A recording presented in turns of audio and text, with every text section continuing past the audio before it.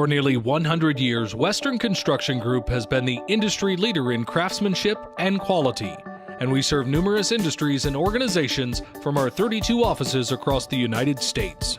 Western Construction has the experience and manpower to complete even the largest projects.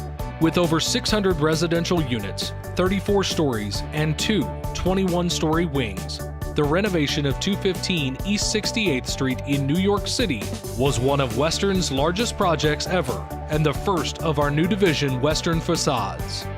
Western Construction removed the old weather-worn brick facade and waterproofed the entire building during the 3-year, $60 million project. An aluminum support system and terracotta panels replaced the brick exterior that had allowed moisture to compromise the structure.